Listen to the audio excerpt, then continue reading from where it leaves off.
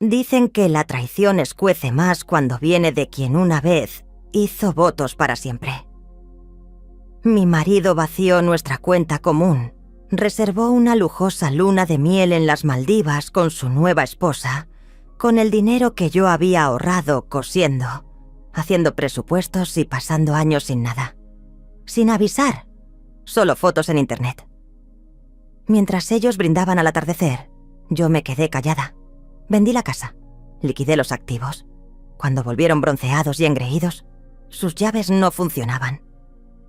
¿Y su nueva vida? Empezó con un aviso de desahucio. Tienes que ver lo que pasó después. Antes de continuar, cuéntanos desde dónde nos estás viendo. El consultorio del doctor Morales estaba inusualmente silencioso aquella mañana. Sentada en aquella silla de plástico duro, con las manos entrelazadas sobre mi bolso gastado, esperaba que el médico terminara de revisar mis análisis. A mis 69 años, había aprendido a leer las expresiones de los médicos. La forma en que el doctor Morales evitaba mi mirada mientras repasaba los resultados me decía todo lo que necesitaba saber antes de que pronunciara las palabras.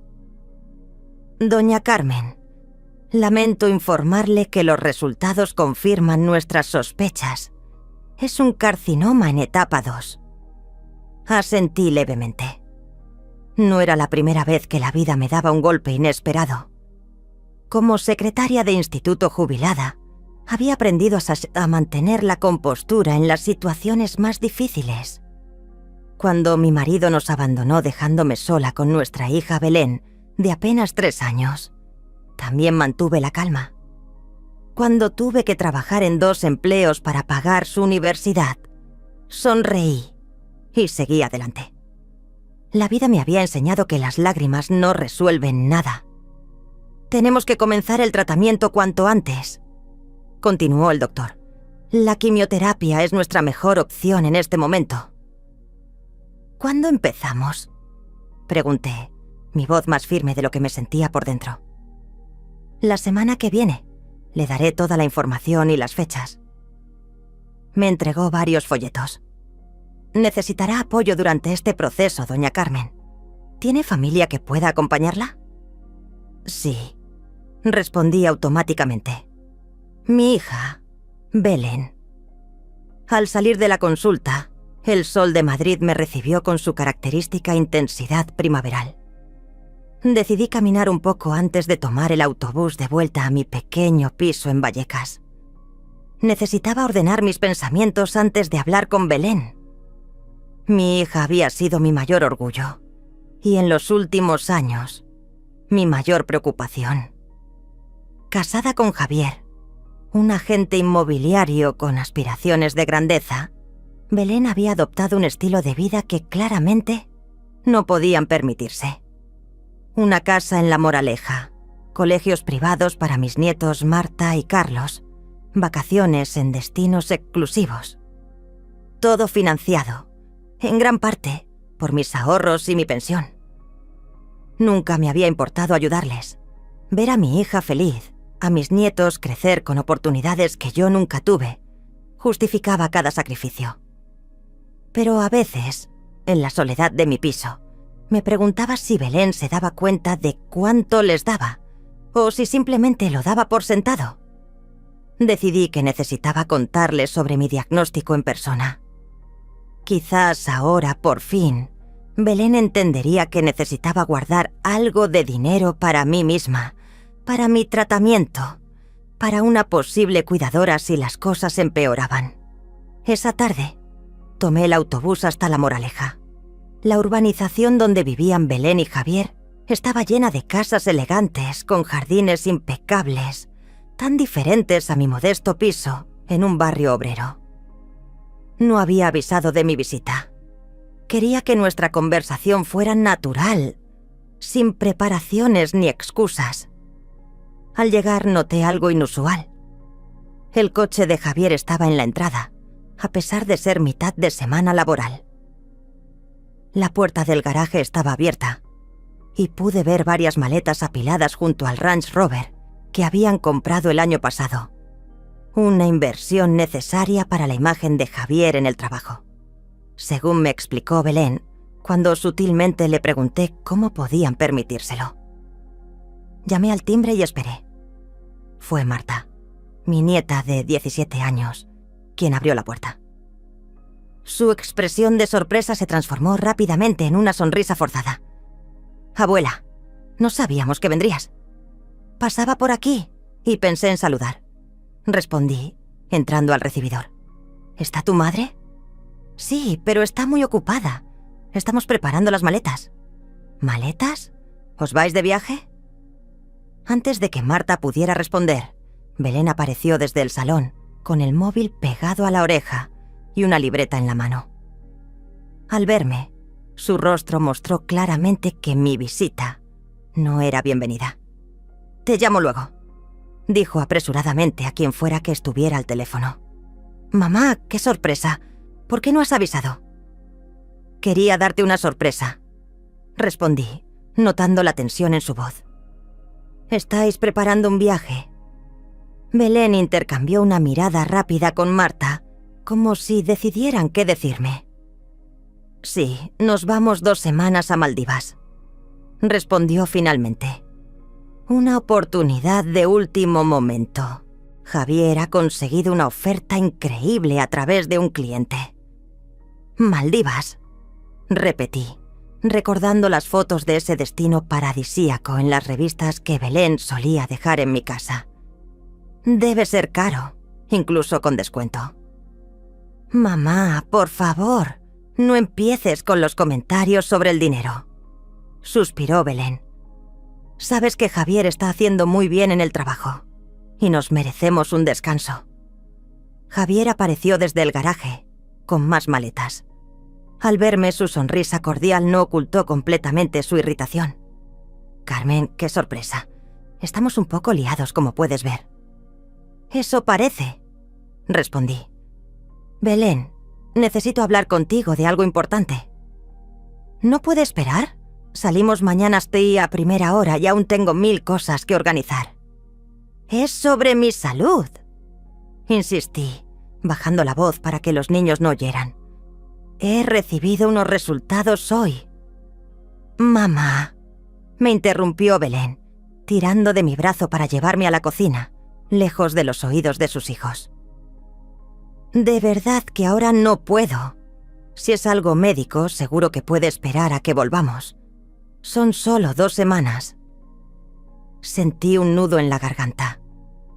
¿Cómo decirle que tenía cáncer entre preparativos de viaje y maletas? ¿Cómo explicarle que en 2 semanas yo ya estaría en plena quimioterapia? ¿Sola? «Claro», cedí finalmente. «Podemos hablar cuando volváis». Mientras Belén volvía a sus preparativos, me quedé en el salón, observando el caos organizado de una familia a punto de irse de vacaciones. Carlos, mi nieto de 14 años, bajó las escaleras con su mochila de viaje y una consola de videojuegos nueva. «Hola, abuela», saludó distraídamente. «¿Has venido a despedirnos?» «Algo así», respondí. «Veo que llevas una consola nueva». «Sí, papá me la compró para el viaje. La anterior ya estaba anticuada». Le vi desaparecer hacia el garaje, probablemente para guardar sus cosas en el coche. Desde la cocina podía oír a Marta hablando por teléfono con alguna amiga. «Sí, 2 semanas en Maldivas. Papá dice que es uno de los resorts más exclusivos. No es problema.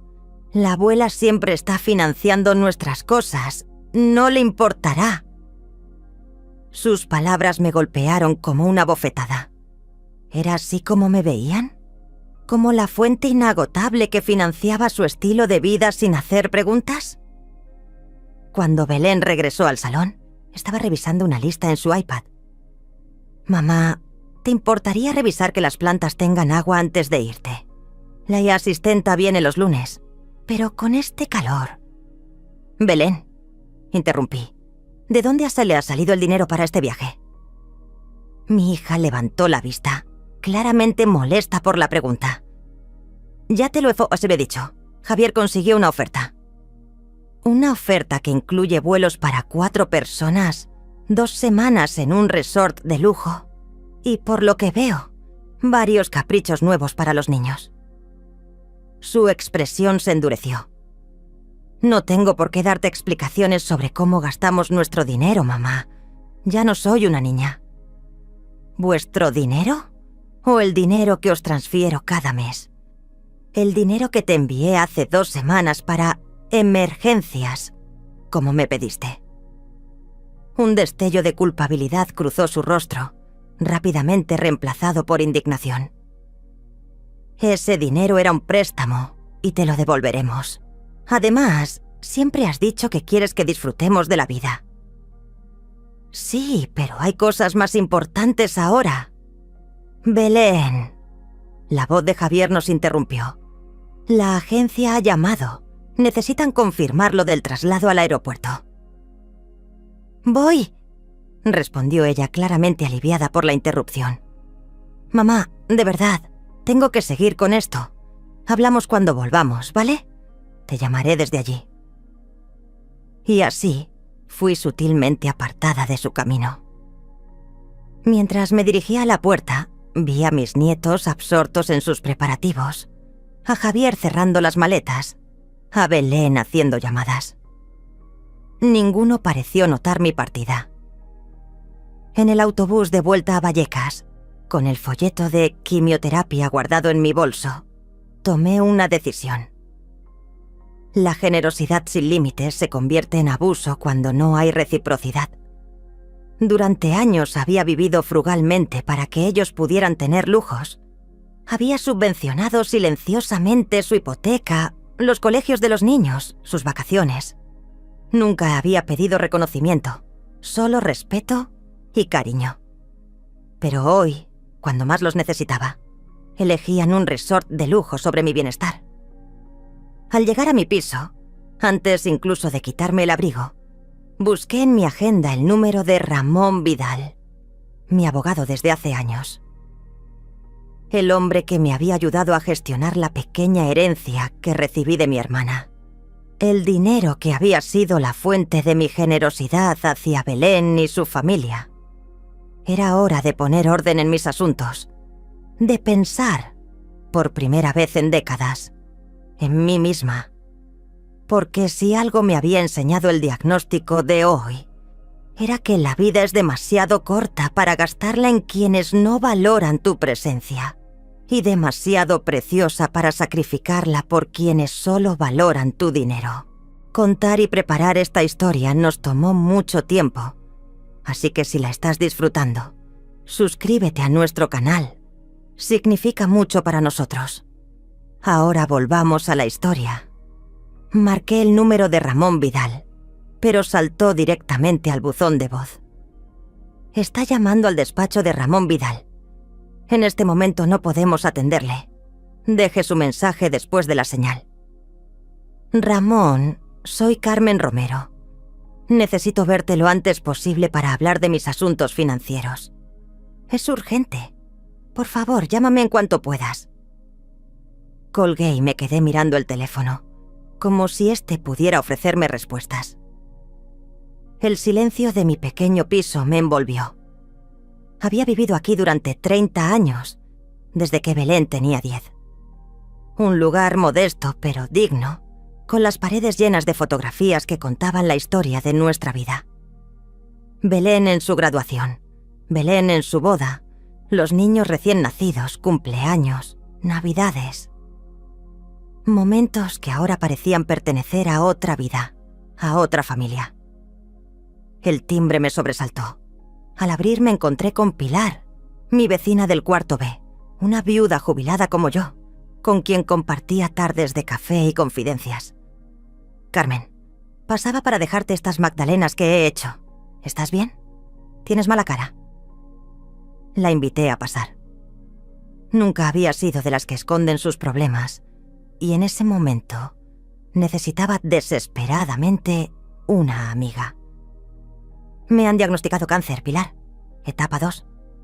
Su rostro pasó de la sorpresa a química a la compasión en un instante.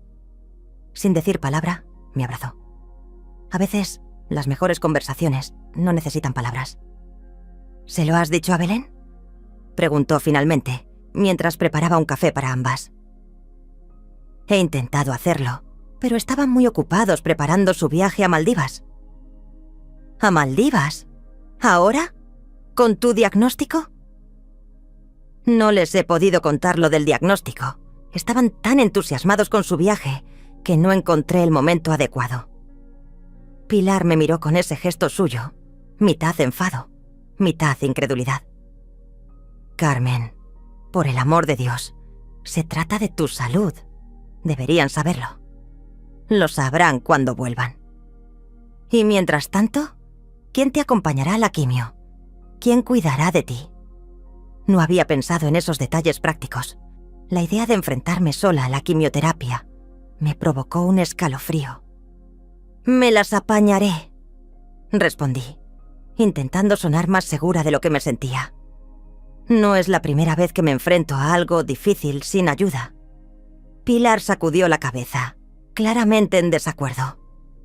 «Cuentas conmigo, por supuesto, pero Belén debería estar aquí. Es tu hija, por Dios santo». La semana siguiente pasó en un borrón de preparativos. Consultas médicas, formularios que rellenar, información sobre efectos secundarios, consejos sobre alimentación durante el tratamiento. Todo mientras intentaba no pensar en Belén y su familia disfrutando del sol de Maldivas. El día de mi primera sesión de quimioterapia llegó con un amanecer gris, típico del otoño madrileño. Pilar insistió en acompañarme. «No hace falta que te quedes», le dije mientras me acomodaba en el sillón de tratamiento. «Serán varias horas». «No pienso dejarte sola», respondió con firmeza. «He traído un libro, tengo el móvil cargado, y la vecina del tercer A cuidará de mi gato. Estoy preparada para la batalla». La enfermera sonrió mientras insertaba la vía en mi brazo. «Tiene usted una buena amiga, doña Carmen». «La mejor», respondí, agradecida por la presencia de Pilar. A mitad del tratamiento, mi móvil vibró. Era una notificación de Instagram. Belén había subido una foto. Ella y Javier en la playa, bebiendo cócteles, con la puesta de sol de fondo. El pie de foto decía: «El mejor cumpleaños de mi vida. Maldivas. Paraíso. Familia feliz». Sentí que me faltaba el aire. Hoy era mi cumpleaños, 69 años, y mi hija no solo lo había olvidado, sino que había tenido la desfachatez de celebrar el suyo, que no sería hasta dentro de 4 meses. Pilar miró la pantalla de mi móvil y soltó una maldición que nunca le había oído usar. «¿Es una broma? ¿Su cumpleaños? Pero si Belén cumple años en febrero». «Parece que todo vale cuando se trata de conseguir me gusta en redes sociales», respondí, intentando que no se notara lo mucho que me había dolido. Al volver a casa, agotada por el tratamiento y con una náusea persistente, tomé una decisión. Abrí la aplicación de mi banco en el ordenador y revisé mis cuentas. Tal como sospechaba, la última transferencia que había hecho a Belén, supuestamente para emergencias médicas, coincidía exactamente con el importe de un paquete de viaje de lujo a Maldivas que había visto anunciado en la agencia cerca de mi casa. Había dedicado mi vida a asegurarme de que Belén tuviera lo que yo nunca pude tener. Había trabajado horas extra, había prescindido de caprichos, había vivido con lo justo para que ella pudiera estudiar en buenos colegios, para ayudarla cuando se divorció de su primer marido, para darle la entrada del piso cuando conoció a Javier, para contribuir mensualmente a la hipoteca de su casa en La Moraleja. Nunca le había contado que la herencia de mi hermana, que ella creía que era modesta, había sido en realidad bastante sustancial. Había preferido mantener mi vida sencilla y ayudarla silenciosamente. Y ahora, cuando más los necesitaba, no solo me habían dado la espalda, sino que habían usado el dinero destinado a mis gastos médicos para irse de vacaciones. El teléfono sonó. Era Ramón Vidal, devolviendo mi llamada por fin. Carmen, disculpa la demora. Estaba en un juicio que se ha alargado. ¿Qué ocurre? Necesito revisar todos los acuerdos financieros que tengo con mi hija. Las transferencias mensuales, la contribución a la hipoteca, todo. Hubo un silencio al otro lado de la línea. ¿Ha ocurrido algo? Digamos que he abierto los ojos. ¿Puedes recibirme mañana? Por supuesto. A las 10 te espero en mi despacho. Esa noche, mientras intentaba conciliar el sueño entre náuseas y pensamientos turbulentos, recibí un mensaje de Marta, mi nieta. «Feliz cumpleaños, abuela. Perdona que no te hayamos llamado. Aquí la señal es malísima. Te queremos». Al menos alguien se había acordado. Pero la frialdad del mensaje, claramente escrito por obligación, o quizás bajo la insistencia de Pilar, a quien había visto escribir algo en su móvil mientras yo dormitaba después del tratamiento, solo confirmó lo que ya sabía. Había sido relegada a un segundo plano en la vida de mi familia. A la mañana siguiente, con la determinación que siempre me había caracterizado, me presenté en el despacho de Ramón. Le expliqué mi situación médica y mi decisión de reevaluar mi apoyo financiero a Belén y su familia. «Entiendo», dijo Ramón después de escucharme atentamente. «Pero quiero asegurarme de que esta decisión no está motivada únicamente por el enfado del momento». «No es enfado, Ramón. Es claridad. Necesito ese dinero para mi tratamiento, para posibles cuidados futuros. Y sobre todo, necesito preservar mi dignidad». Ramón asintió, comprensivo. «Técnicamente, todo está a tu nombre. Las transferencias mensuales, la contribución a la hipoteca, son actos voluntarios que puedes suspender en cualquier momento. Belén no tiene ningún derecho legal sobre ese dinero. ¿Y la casa? Ayudé con la entrada y soy cofirmante de la hipoteca. Ahí es más complicado. Si dejas de pagar tu parte, ellos tendrán que cubrir el total o enfrentarse a un posible embargo. Pero dado que tienes un cáncer en tratamiento, podríamos argumentar fuerza mayor en caso de que hubiera problemas legales. Salí del despacho de Ramón con un plan claro. Esa misma tarde, envié un correo electrónico al banco suspendiendo todas las transferencias automáticas a la cuenta de Belén. También redacté, con ayuda de Ramón, una carta formal notificando que no seguiría contribuyendo a la hipoteca. Mientras cerraba la puerta de mi piso esa noche, sentí una mezcla de tristeza y liberación.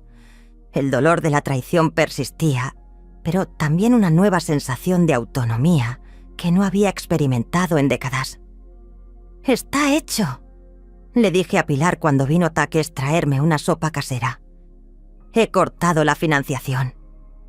«¿Y cómo te sientes?»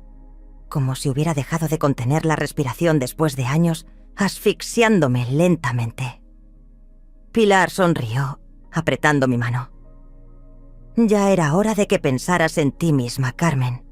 La generosidad es una virtud maravillosa, pero no cuando te destruye en el proceso». Esa noche, mientras la ciudad se dormía bajo una llovizna suave, me pregunté cómo reaccionaría Belén cuando descubriera que el grifo se había cerrado. La imaginé volviendo bronceada y feliz de sus vacaciones, solo para encontrarse con facturas sin pagar y notificaciones del banco. No sentía satisfacción ante la idea de sus problemas venideros, sino una extraña paz. La paz de quien por fin ha dicho basta, después de años de abusos silenciosos. Mi móvil vibró con una notificación. Otra foto de Belén en Instagram. Esta vez, toda la familia en una excursión en barco. Viviendo nuestro mejor momento. Merecido descanso. Apagué el teléfono sin dejar comentarios. Ya no necesitaba seguir mirando. Durante las 2 semanas siguientes, me centré exclusivamente en mi tratamiento y en recuperar fuerzas entre sesiones de quimioterapia. Pilar se había convertido en mi ángel guardián, acompañándome a cada cita, preparándome comidas ligeras que pudiera tolerar con las náuseas y distrayéndome con sus historias del barrio, cuando los efectos secundarios me permitían mantener una conversación. Mi pelo comenzaba a caer en mechones, así que decidí adelantarme y pedí a Pilar que me lo cortara muy corto. «Pareces una actriz francesa», dijo mientras me miraba en el espejo. «Tienes la estructura ósea perfecta para llevarlo así». No había vuelto a encender las redes sociales. No quería ver más fotos de Belén y su familia disfrutando del paraíso mientras yo luchaba contra el infierno de la quimio. Tampoco había recibido ninguna llamada directa de ellos, aunque Marta me había enviado un par de mensajes genéricos, claramente por obligación. La tarde en que Belén y su familia debían regresar de Maldivas, recibí una llamada de Ramón Vidal. «Carmen, tengo noticias. El banco ha rechazado el último cargo de la hipoteca de Belén. Como era de esperar, al no estar tu parte, el importe era insuficiente». «¿Qué ocurrirá ahora?» «El banco les notificará. Tendrán un plazo para regularizar la situación antes de que comiencen los procedimientos de embargo». Una sensación extraña me invadió. No era alegría ante los problemas de mi hija, sino una especie de resignación triste. Esto era lo que había elegido, lo que tenía que hacer por mi propia supervivencia, pero no me proporcionaba ningún placer. «¿Estás bien?», preguntó Ramón, interpretando mi silencio como duda. «Sí, solo estoy cansada. La quimio me deja agotada». «Lo imagino. Escucha, he estado revisando tu testamento. Creo que deberíamos actualizarlo, dado el cambio en tus relaciones familiares. No había pensado en mi testamento desde que lo redacté años atrás, dejando todo a Belén como mi única heredera. ¿Qué sugieres?» «Podríamos establecer un fideicomiso para tus nietos, específicamente para sus estudios universitarios. Y el resto, podríamos destinarlo a alguna causa que te importe. Quizás algo relacionado con el apoyo a mujeres con cáncer». La idea me conmovió. Convertir mi dolor en ayuda para otras mujeres que atravesaran lo mismo, sin el apoyo familiar que deberían tener. «Me parece perfecto. ¿Podemos reunirnos la próxima semana para concretarlo?» «Por supuesto. Y Carmen, prepárate. Cuando Belén se dé cuenta de que has cortado la financiación, no va a quedarse de brazos cruzados». Sus palabras resultaron proféticas. Esa misma noche, mi teléfono empezó a sonar insistentemente. Primero, llamadas de Belén que dejé pasar al buzón de voz. Luego, de Javier. Finalmente, mensajes cada vez más urgentes. «Mamá, necesitamos hablar. Es importante». «¿Por qué no contestas? Tenemos un problema con el banco». «Esto es ridículo. Sabes que dependemos de tu ayuda para la hipoteca». Dejé que la tormenta digital continuara sin responder. Al día siguiente, mientras Pilar me acompañaba de vuelta del hospital, encontramos a Belén esperando en la puerta de mi edificio. Su rostro bronceado contrastaba con la expresión de enfado que portaba. «Por fin, ¿por qué no respondes al teléfono?», exigió, ignorando por completo a Pilar y el hecho evidente de que veníamos del hospital. «Estaba ocupada», respondí con calma, «con mi tratamiento de quimioterapia». Su expresión cambió momentáneamente, confundida. «¿Quimioterapia? ¿De qué hablas?» «De mi cáncer, Belén, el que intenté contarte antes de que os fuerais a Maldivas». Un destello de reconocimiento, seguido rápidamente por defensividad. «Dijiste que querías hablar de tu salud, no que era algo tan serio. ¿Por qué no insististe?» «Porque estabais demasiado ocupados con vuestro viaje, el que pagasteis con el dinero que os di para emergencias médicas. Mis emergencias médicas». Belén tuvo la decencia de sonrojarse, pero su vergüenza duró poco. Escucha, podemos hablar de eso después. Ahora tenemos un problema real. El banco dice que la hipoteca no se ha pagado completa este mes. Dicen que tu parte no ha llegado. No llegará, respondí, comenzando a caminar hacia la entrada del edificio. He cancelado todas las transferencias. ¿Qué has hecho qué? La incredulidad en su voz me habría resultado cómica en otras circunstancias. No puedes hacer eso. Tenemos un acuerdo. Un acuerdo informal que ya no puedo mantener. Necesito ese dinero para mi tratamiento. Pero... ¿cómo se supone que vamos a pagar la hipoteca? ¿O la matrícula del colegio de los niños? Con vuestros sueldos, supongo. Como hace todo el mundo. Pilar, que había permanecido en silencio hasta entonces, intervino. Tu madre está enferma, Belén. Está luchando contra un cáncer, mientras vosotros estabais tomando cócteles en Maldivas. Un poco de perspectiva no te vendría mal. Belén miró a Pilar como si acabara de notar su presencia. Esto es un asunto familiar, si no le importa. Me importa, respondió Pilar con firmeza. Carmen es mi amiga y yo la estoy cuidando mientras su familia está demasiado ocupada gastándose su dinero. Entramos al edificio dejando a Belén momentáneamente sin palabras. Pero nos siguió hasta el ascensor, su voz cada vez más desesperada. Mamá, por favor, no puedes hacernos esto. Tenemos compromisos, pagos, los niños tienen actividades. Hemos construido una vida basada en esos ingresos.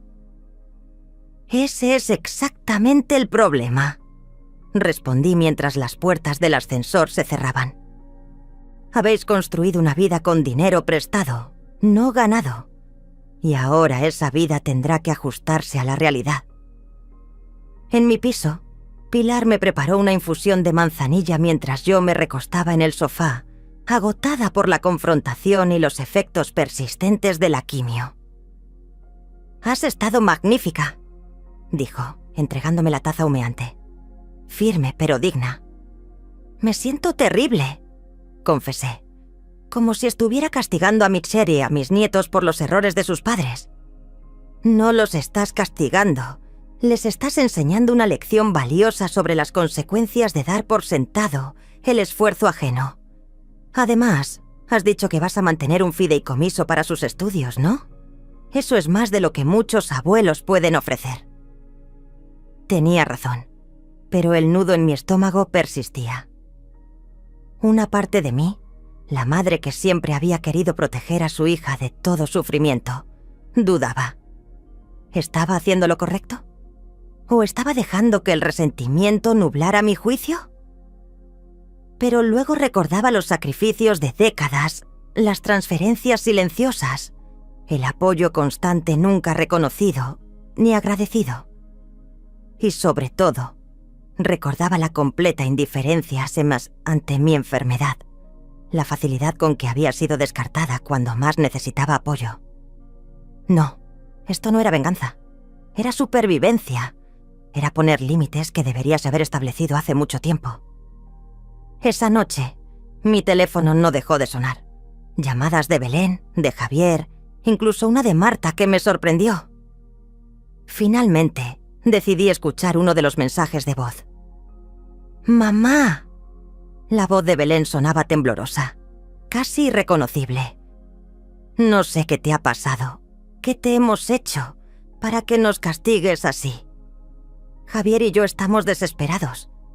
Si no pagamos la hipoteca este mes, el banco empezará el procedimiento de embargo. Por favor, piensa en los niños.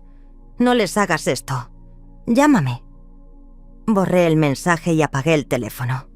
La manipulación emocional había sido siempre la estrategia preferida de Belén.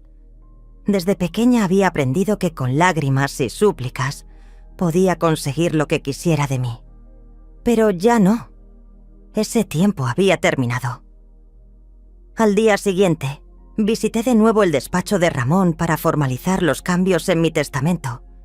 También firmé los documentos necesarios para establecer un fideicomiso educativo para Marta y Carlos, con la condición expresa de que el dinero solo podría utilizarse para matrículas universitarias, pagadas directamente a las instituciones. ¿Estás completamente segura de excluir a Belén del testamento?, preguntó Ramón mientras finalizábamos los trámites. Completamente. Ha recibido más que suficiente durante toda su vida adulta y ha demostrado claramente dónde están sus prioridades.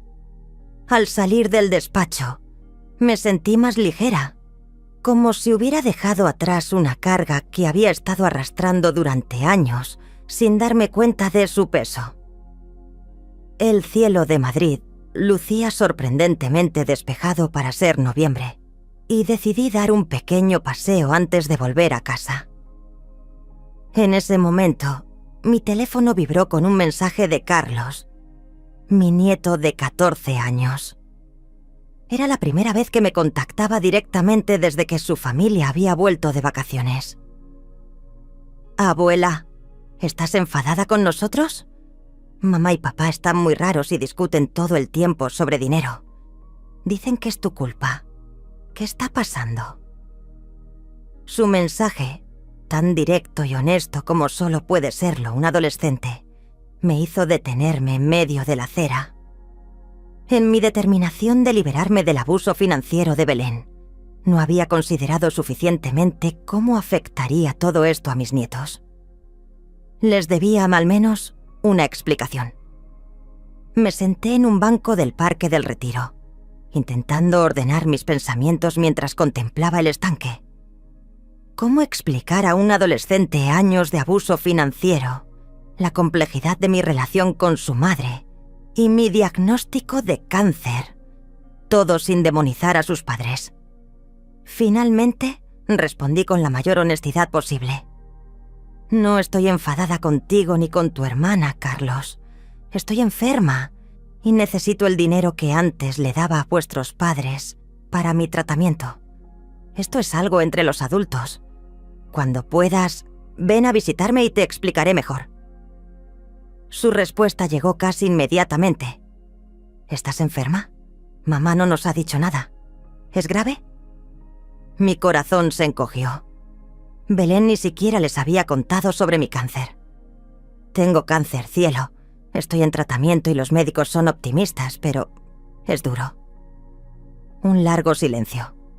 Luego, «Lo siento mucho, abuela. Hablaré con Marta. Intentaremos ir a verte pronto». Al llegar a casa encontré 5 llamadas perdidas de Javier y un mensaje de voz que decidí escuchar. «Carmen, soy Javier. La situación es insostenible. El banco nos ha dado 30 días para regularizar la hipoteca o iniciarán el proceso de ejecución. No tenemos ese dinero. Y ahora el colegio de los niños nos ha notificado que sin el pago del trimestre no podrán continuar. ¿Es eso lo que quieres? ¿Arruinar el futuro educativo de tus nietos por una rabieta? Al menos ten la decencia de llamar y explicarnos por qué nos haces esto». La indignación me invadió. ¿Rabieta? ¿Así veía mi necesidad de cuidar de mí misma durante una enfermedad potencialmente mortal? En lugar de devolverle la llamada, me preparé una infusión, intentando calmar la náusea persistente del tratamiento. Mientras el agua hervía, mi teléfono volvió a sonar. Esta vez era un número que no reconocí. «¿Diga? Señora Romero, soy Alicia Gutiérrez, la orientadora del colegio de sus nietos». Me senté sorprendida. «Sí, dígame». «Disculpe la intromisión. Sus nietos me han comentado que usted está enferma. Quería expresarle mis mejores deseos y también informarle que, respecto a la situación del impago de matrícula, el colegio tiene una política de becas para casos de emergencia familiar. Aprecio su llamada, pero no entiendo qué tiene que ver conmigo. Yo no soy la responsable de las matrículas de mis nietos». Un silencio incómodo. «Entiendo. Es que sus nietos mencionaron que usted había estado cubriendo sus gastos educativos hasta ahora. Hubo cierta confusión». La confusión es comprensible, respondí, sintiendo una ira fría. Mis transferencias a mi hija han estado cubriendo muchos gastos familiares durante años, pero nunca se me informó específicamente de que estaba pagando el colegio privado. Pensaba que eso lo cubrían los sueldos de mis nietos. Tras colgar me quedé mirando la taza de manzanilla, el vapor ascendiendo como mis pensamientos caóticos. ¿Hasta qué punto Belén y Javier habían construido su vida sobre mi generosidad? ¿Cuántos lujos que presumían ante sus amigos eran en realidad pagados por la jubilada que mantenían discretamente en segundo plano? El teléfono volvió a sonar. Esta vez, el número de Belén. Dejé que saltara el buzón de voz. «Mamá, esto es ridículo. Han llamado del colegio de los niños. ¿Les has dicho que siempre has pagado tú las matrículas? ¿Quieres humillarnos públicamente?» Carlos y Marta están destrozados. El viaje de estudios de Carlos a Granada ha sido cancelado por falta de pago. ¿Es eso lo que querías? ¿Hacer sufrir a tus nietos? Por favor, actúa como una adulta y hablemos. Esto es mezquino incluso para ti. Borré el mensaje sin terminar de escucharlo. La manipulación emocional era tan transparente que resultaba casi ofensiva. Belén siempre había sido experta en voltear las situaciones, en convertirse en víctima cuando era claramente la agresora. Pilar llegó poco después para con pena acompañarme a mi cita médica semanal. Una exploración rutinaria para comprobar cómo estaba respondiendo al tratamiento. «Tienes mala cara», comentó mientras esperábamos el autobús. «¿Ha pasado algo más con Belén?» Le conté los últimos acontecimientos. El mensaje de Carlos, la llamada del colegio, los mensajes acusatorios. «No me sorprende», respondió Pilar. «Cuando la gente privilegiada pierde sus privilegios, lo primero que hace es acusar de crueldad a quien simplemente ha dejado de dárselos. Me acusa de querer hacer sufrir a mis nietos. Es su responsabilidad cuidar de sus hijos, no la tuya. Tú ya criaste a tu hija, y por lo que me has contado, la criaste bastante malcriada». La consulta con el oncólogo trajo buenas noticias. El tumor estaba respondiendo al tratamiento, disminuyendo ligeramente de tamaño. No era una remisión milagrosa, pero sí una señal positiva de que la quimioterapia estaba funcionando. «Es una buena señal», dijo el doctor Morales. «Pero el camino sigue siendo largo. Necesita descansar y evitar situaciones de estrés». Casi me reí ante esa recomendación. El estrés se había convertido en mi compañero constante desde que había cortado el flujo financiero a Belén. De vuelta en casa, encontré otro mensaje de voz, esta vez de Marta. «Abuela, soy yo. Carlos me ha dicho que tienes cáncer. ¿Por qué no nos lo dijiste? Mamá solo dice que estás siendo irracional, que esto es algún tipo de venganza. Pero si estás enferma, ¿por qué no lo explica? Estoy confundida y triste. Papá está furioso todo el tiempo. Dice que tendremos que vender la casa, cambiar de colegio. ¿Es verdad? ¿Vamos a perderlo todo? Por favor, llámame. Te quiero». Su voz, temblorosa y sincera, penetró las defensas que había construido. A diferencia de los mensajes manipuladores de sus padres, el de Marta reflejaba una preocupación genuina. La llamé inmediatamente. «¿Abuela?» Su voz sonaba sorprendida, como si no hubiera esperado realmente que le devolviera la llamada. «Hola, cariño. He recibido tu mensaje. ¿Es verdad? ¿Tienes cáncer?» «Sí, Marta. Cáncer de mama, etapa 2. Estoy recibiendo quimioterapia». «Pero, ¿por qué no nos lo dijiste? ¿Por qué no nos dijiste nada?» «Lo intenté, cielo. Fui a vuestra casa justo antes de que os fuerais a Maldivas para contárselo a tu madre. Pero estabais todos tan ocupados con los preparativos del viaje que no te escuchamos», completó ella, la comprensión haciendo mella en su voz. y nos fuimos de vacaciones mientras tú empezabas la quimio. Sola, no completamente sola. Mi vecina Pilar me ha estado ayudando. Un silencio. Luego, con voz más pequeña. Lo siento mucho, abuela. Debimos haber estado allí. No es culpa tuya, Marta. Tú solo seguiste a tus padres. Es por eso que has dejado de enviarnos dinero, ¿verdad? Porque lo necesitas para tu tratamiento. Sí, y porque creo que ya es hora de que vuestros padres asuman la responsabilidad de los gastos que han contraído. He estado ayudándoles durante años, mucho más de lo que ellos te han contado. Otro silencio, este más largo. Papá dice que vamos a perder la casa, que tendremos que mudarnos a un piso pequeño y cambiar de colegio. Es posible.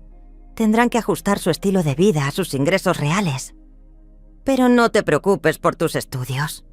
He creado un fideicomiso específicamente para ti y para Carlos. El dinero está reservado para vuestros estudios universitarios. ¿De verdad? Su voz se iluminó ligeramente. Por supuesto. Vosotros no tenéis la culpa de las decisiones de vuestros padres.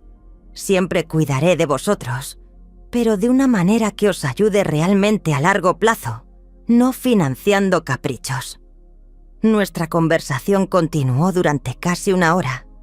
Le expliqué de manera adaptada a sus 17 años cómo había estado subvencionando silenciosamente el estilo de vida de sus padres durante años. Cómo mi diagnóstico de cáncer había sido el catalizador para darme cuenta de que necesitaba priorizar mi propia supervivencia. Cuando colgamos, me sentí aliviada. Al menos Marta ahora entendía la situación real, no la versión distorsionada que Belén y Javier estaban presentando. Un pitido en mi teléfono indicó otro mensaje entrante. Era de Belén. No sé qué le has dicho a Marta, pero ha estado encerrada en su habitación llorando durante horas. ¿Estás satisfecha? No tienes derecho a poner a mis hijos en contra nuestra. No respondí. Ya no necesitaba defenderme. La verdad estaba emergiendo por sí sola, como siempre termina haciendo. Esa noche, mientras intentaba conciliar el sueño entre los dolores de la quimioterapia, sentí una extraña paz.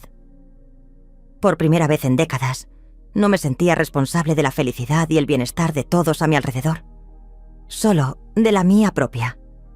Y eso, descubrí, era un alivio tan profundo que casi compensaba el dolor físico que atravesaba mi cuerpo.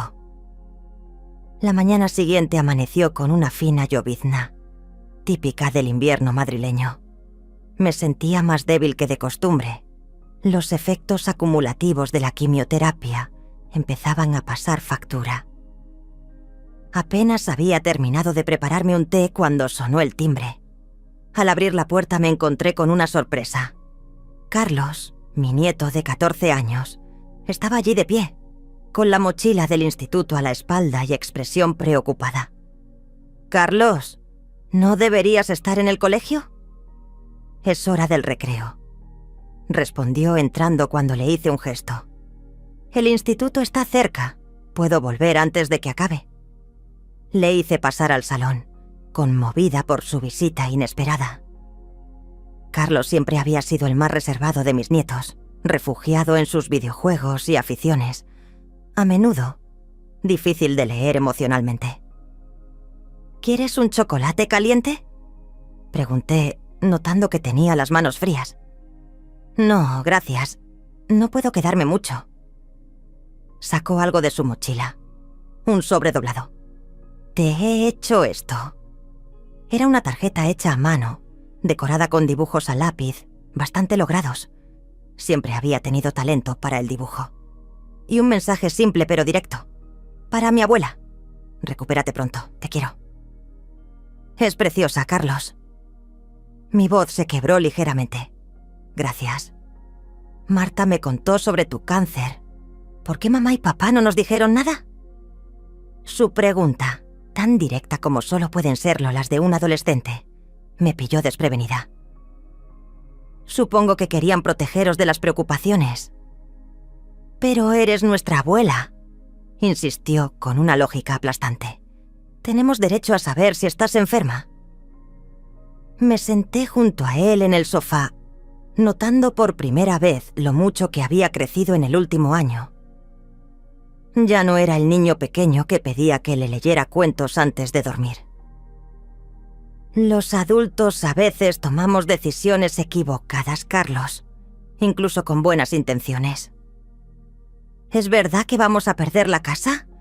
Papá está todo el día al teléfono, discutiendo con el banco, y mamá no para de llorar cuando cree que no la vemos. Suspiré, buscando la forma de explicarle la situación sin demonizar a sus padres. Tus padres han estado viviendo por encima de sus posibilidades durante mucho tiempo, Carlos.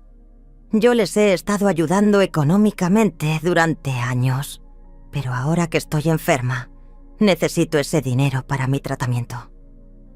¿Y no pueden pagar la casa ellos solos? Aparentemente no. Eligieron una casa muy cara, confiando en que yo seguiría ayudándoles indefinidamente. Carlos asintió lentamente, procesando la información. Mamá siempre dice que tenemos que vivir en la moraleja porque es lo que corresponde. Pero yo sería igual de feliz en un piso normal. Su madurez me sorprendió. Mientras Belén y Javier se desmoronaban ante la idea de perder su estatus, su hijo de 14 años mostraba una comprensión más profunda de lo que realmente importa en la vida. ¿Te gusta el colegio al que vas?, pregunté. Se encogió de hombros.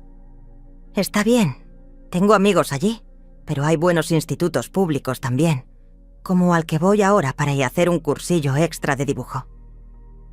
¿Vas a clases de dibujo? Carlos sonrió por primera vez. Los jueves por la tarde. La profesora dice que tengo talento. No lo sabía, confesé, dándome cuenta de cuánto de la vida de mis nietos había perdido por la filtración selectiva de información que Belén hacía. Hay muchas cosas que no sabes, abuela. Se levantó consciente del tiempo. Tengo que volver al instituto. ¿Puedo visitarte otra vez? Siempre, Carlos. Mi puerta siempre estará abierta para ti. Le acompañé hasta la entrada, donde se detuvo un momento. Abuela, no te preocupes por nosotros. Estaremos bien, incluso si tenemos que mudarnos. Lo importante es que te pongas mejor. Le vi alejarse corriendo, su mochila rebotando contra su espalda, y sentí una oleada de emoción difícil de describir. Orgullo, tristeza, esperanza, todo mezclado. Quizás mi legado no estaba perdido después de todo. Esa tarde, mientras Pilar me acompañaba a una sesión de quimioterapia, le conté sobre la visita de Carlos.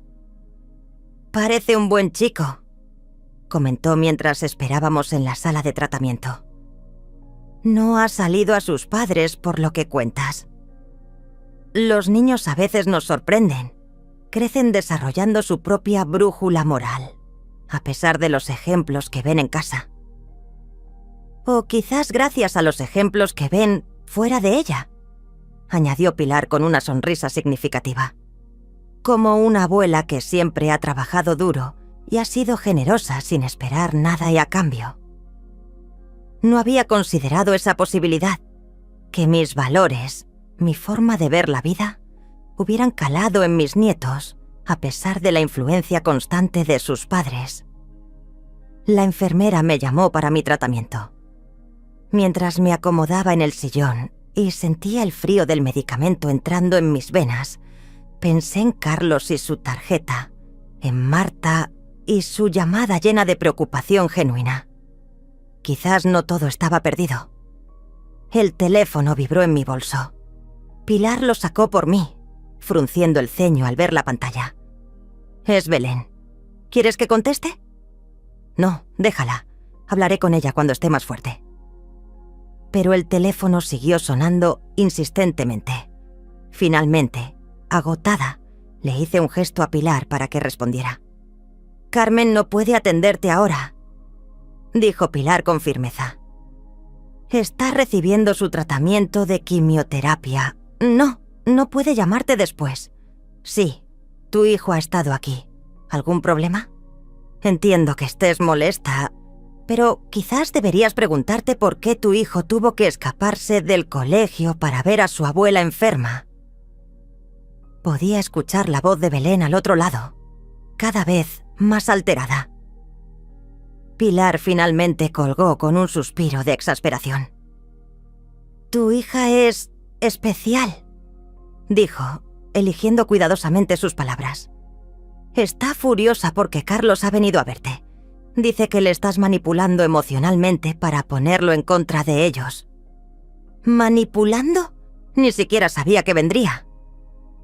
La proyección es el mecanismo de defensa favorito de los manipuladores, comentó Pilar.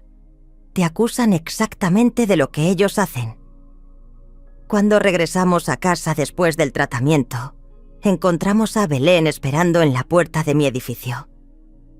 Su expresión era una mezcla de enfado y desesperación. «¿Cómo te atreves a recibir a mi hijo sin mi permiso?», espetó sin siquiera saludar. «Carlos vino por su propia iniciativa», respondí, sintiendo el cansancio apoderarse de mí. «Y siempre será bienvenido en mi casa». Esto es manipulación pura y dura. Primero nos quitas el apoyo económico sin avisar. Luego convences a Marta de que somos los villanos de la historia. Y ahora alieneas a Carlos. No he hecho nada de eso, Belén. Solo he dicho la verdad cuando me han preguntado. ¿La verdad? Su risa fue áspera, sin humor. ¿Qué verdad? ¿Que de repente decidiste abandonarnos a nuestra suerte? ¿Que prefieres ver a tus nietos perder su hogar y su escuela antes que ayudarnos? Pilar, que había permanecido en silencio hasta entonces, intervino. Tu madre tiene cáncer, Belén. Está luchando por su vida mientras tú te preocupas por mantener las apariencias. Esto no es asunto suyo, replicó Belén mirando a Pilar con desprecio. Se ha convertido en mi asunto desde que tuve que cuidar de tu madre porque su hija estaba demasiado ocupada disfrutando de unas vacaciones de lujo en Maldivas. Belén se volvió hacia mí, ignorando a Pilar. Necesitamos hablar en privado. Es sobre la hipoteca y los colegios de los niños. No tengo fuerzas para esto ahora, Belén. La quimio me deja agotada. ¿Esa es tu excusa para todo ahora? ¿El cáncer? ¿Hasta cuándo vas a utilizarlo para castigarnos? Sus palabras me golpearon como una bofetada física. ¿Realmente creía que estaba fingiendo o exagerando mi enfermedad? Creo que deberías irte, dije con una calma que no sentía. Cuando estés dispuestas, Chitos, a hablar como adultos, sin acusaciones ni manipulaciones, podemos retomar esta conversación. Esto no ha terminado, advirtió mientras Pilar me ayudaba a entrar al edificio. No puedes simplemente cortar todo el apoyo de la noche a la mañana. Hay contratos, acuerdos. Ningún contrato legal, respondí antes de que la puerta se cerrara. Solo la expectativa de que una madre siempre se sacrificará por sus hijos, incluso cuando ellos no muestran ninguna gratitud o consideración. Ya en mi piso me derrumbé en el sofá, agotada física y emocionalmente. La visita de Carlos había sido un rayo de luz, pero la confrontación con Belén me había dejado vacía. «Descansa», dijo Pilar cubriéndome con una manta. «Has tenido suficientes emociones por hoy». Mientras me quedaba dormida, pensé en la tarjeta que Carlos me había traído. La había colocado en la mesita, junto a las fotos familiares. Un pequeño acto de amor genuino en medio de tanta manipulación y dolor. Quizás no todo estaba perdido después de todo. Quizás mi verdadero legado no era el dinero que había dado a Belén, sino los valores que, de algún modo, habían llegado hasta mis nietos. Y eso, pensé mientras el sueño me vencía, era un consuelo mayor del que Belén jamás podría entender. 3 semanas pasaron con relativa calma. Mi tratamiento continuaba con resultados prometedores, aunque los efectos secundarios se habían intensificado. El pelo ya casi había desaparecido por completo, y Pilar me había regalado un pañuelo de seda con estampado floral que llevaba con orgullo. «Pareces una de esas actrices francesas de los años 60», bromeaba ella.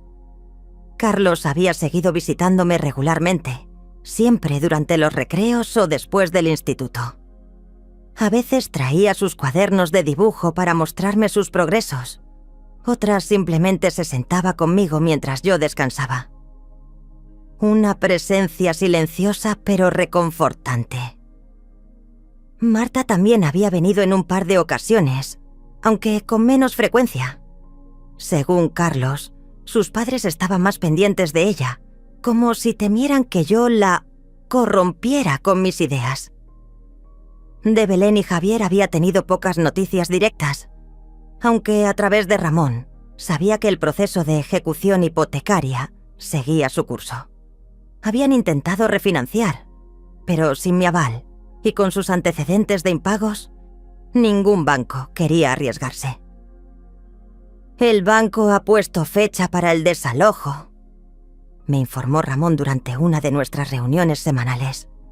«Tienen un mes para encontrar otro lugar. Y según me cuentan, ya han tenido que sacar a los niños del colegio privado». No sentía placer ante estas noticias, solo una especie de resignación triste. Había mantenido mi posición, había protegido mis recursos para mi tratamiento y mi futuro, pero el coste emocional había sido alto. Esa tarde, mientras Pilar y yo tomábamos café en la pequeña terraza de mi piso, uno de los pocos lujos que me había permitido a lo largo de los años, sonó el timbre con insistencia. «Yo abriré», se ofreció Pilar, que se había convertido prácticamente en mi cuidadora a tiempo completo. Desde la terraza escuché la voz de Belén, alta y agitada. «Necesito hablar con mi madre». «Ahora». «Carmen está descansando», respondió Pilar con firmeza. «Esto es entre ella y yo. ¿Quién se cree usted que es para interponerse entre una madre y su hija?» Me levanté con dificultad y me acerqué a la puerta. «Está bien, Pilar. Puedo atenderla». Belén entró como una tormenta, su rostro tenso y pálido, muy diferente de la mujer bronceada y relajada que había regresado de Maldivas hacía apenas unas semanas. Llevaba un sobre grande bajo el brazo y una expresión que oscilaba entre la rabia y la desesperación. «Necesito que firmes esto», dijo sin preámbulos, sacando varios documentos del sobre. «Es una autorización para usar parte de tu herencia como aval para un nuevo préstamo. Podemos salvarlo todo aún. La casa, el colegio de los niños, todo». La miré en silencio, notando los detalles que delataban su estado.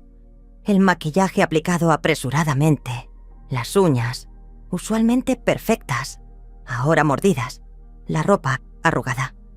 El castillo de naipes que había construido se derrumbaba a su alrededor. «No voy a firmar eso, Belén». «¿Por qué no? ¿Tanto me odias? ¿Tanto deseas vernos sufrir?». Señalé una silla, invitándolas a sentarse. Para mi sorpresa, obedeció, como si de repente toda la energía la hubiera abandonado. «No te odio, Belén. Eres mi hija, pero no puedo seguir financiando un estilo de vida que nunca haya sido realmente vuestro». «¿De qué hablas? Todo lo que hemos construido». «Lo habéis construido con mi dinero», la interrumpí suavemente. «La casa en La Moraleja, los colegios privados, los coches de lujo, las vacaciones, todo pagado en gran parte por tu madre jubilada. Siempre dijiste que querías lo mejor para nosotros», protestó, pero su voz había perdido fuerza. «Y lo quiero, pero lo mejor no siempre es lo más caro o lo más ostentoso. A veces, lo mejor es aprender a vivir dentro de tus posibilidades, a valorar lo que realmente importa. Ahora los niños tendrán que ir a un instituto público. ¿Te parece justo? Carlos ya me ha dicho que no le importa. Y según tengo entendido, Marta es una estudiante brillante. Les irá bien donde estén si les dais el apoyo emocional que necesitan. Belén me miró como si me viera por primera vez. Has cambiado. Antes nunca te habrías negado a ayudarnos. Quizás he cambiado, o quizás por fin es que has encontrado el coraje para establecer límites. Límites que debería haber puesto hace mucho tiempo. Se produjo un silencio entre nosotras.